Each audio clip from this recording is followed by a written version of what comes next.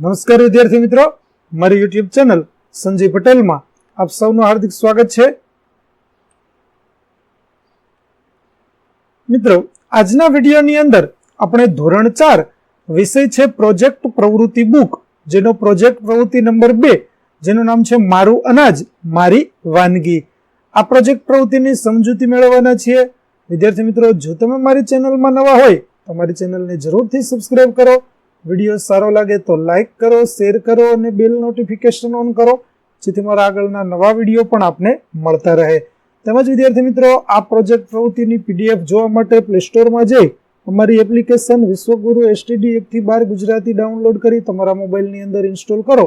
જે તમે શરૂ કરશો તો તમને આ પ્રકારે જોવા મળશે, જેમાં પ્રોજેક્ટ પ્રવૃત્તિની અંદર તમને ધોરણ બતાવશે, ધોરણ પસંદ કરશો એટલે બુક બતાવશે, બુક પસંદ કરશો એટલે પ્રોજેક્ટના નામ બતાવશે. જેમાં તમે વિડીયો ઉપર ક્લિક કરશો તો તમને વિડીયો જોવા મળશે અને પીડીએફ ઉપર ક્લિક કરશો તો તમને પીડીએફ જોવા મળશે. તો આશા રાખું છું અમારી એપ્લિકેશન આપ સૌને ગમશે. જરૂર ડાઉનલોડ કરજો મિત્રો, જે એકદમ ફ્રી છે, કોઈ પણ પ્રકારનો ચાર્જ નથી, તો જરૂરથી ડાઉનલોડ કરજો. તો ચાલો મિત્રો, હવે આપણે શરૂ કરીએ પ્રોજેક્ટ પ્રવૃત્તિ 2.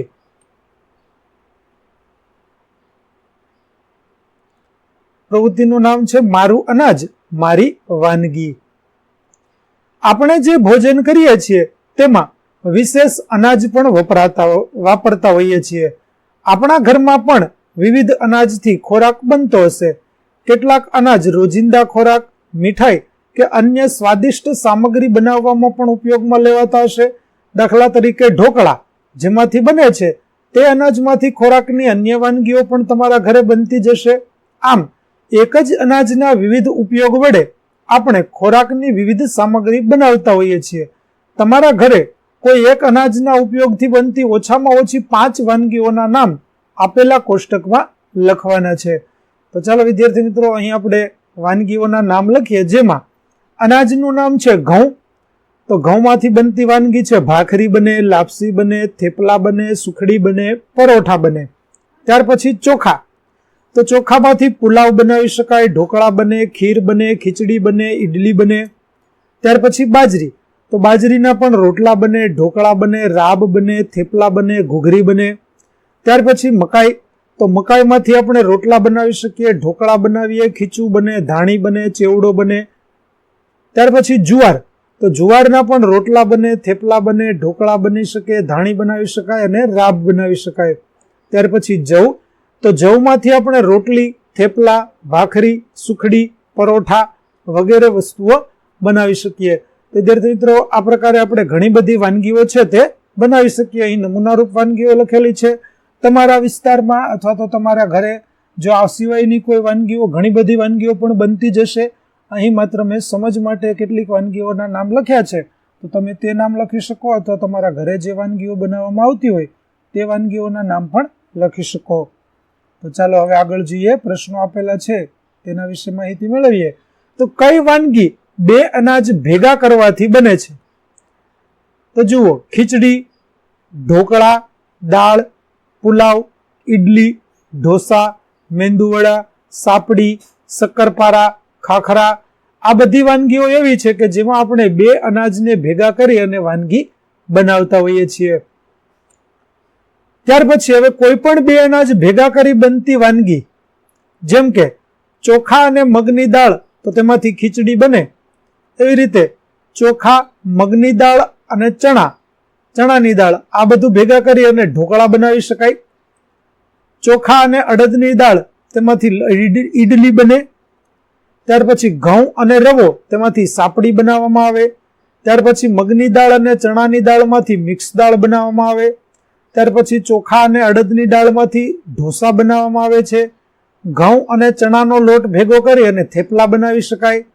ત્યાર પછી ચોખા અને અડદની દાળમાંથી મેંદુવડા બનાવી શકાય. ત્યાર પછી ચોખા અને વટાણામાંથી પુલાવ બનાવી શકાય. ત્યાર પછી ચોખાનો લોટ અને ચણાનો લોટ, તેમાંથી પુડલા બનાવી શકાય. તો આ પ્રકારે આપણે ઘણી બધી વાનગીઓ છે તે બનાવી શકીએ. ત્યાર પછી આગળ જોઈએ તો તમારી પ્રિય વાનગી કઈ?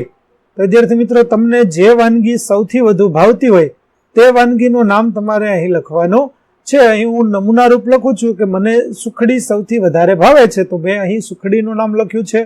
તમને પિઝા, બર્ગર, ઢોસા કે પછી મંચુરિયન કે જે ભાવતું હોય, પાઉંભાજી છે, પાણીપુરી છે, આવી ઘણી બધી વાનગીઓ તમને ભાવતી હશે, તો તેમાંથી સૌથી વધુ પ્રિય જે હોય તે વાનગીનું નામ તમે લખજો. ત્યાર પછી તે બનાવવા શું શું જોઈએ. હવે અહીં મેં સુખડી લખ્યું છે, તો સુખડી બનાવવા માટેની સામગ્રી હું લખું છું. તમે જે વાનગીનું નામ લખો તે વાનગી શામાંથી બને છે અથવા તો તે બનાવવા માટે શેની જરૂર પડે છે તે તમારે લખવાનું રહેશે. તો સુખડી બનાવવા માટે ઘઉંનો લોટ જોઈએ, ઘી જોઈએ, ગોળ, સૂકો મેવો અને કોપરું, આટલી વસ્તુઓની જરૂર પડશે. ત્યાર પછી લાડુ બનાવવા કઈ કઈ સામગ્રી જોઈએ તેની યાદી બનાવો. હવે વિદ્યાર્થી મિત્રો, લાડુ છે તે બનાવવા હોય આપણે, તો તેમાં આપણે ઘણી બધી વાનગીઓનો ઉપયોગ કરી શકીએ. જેમ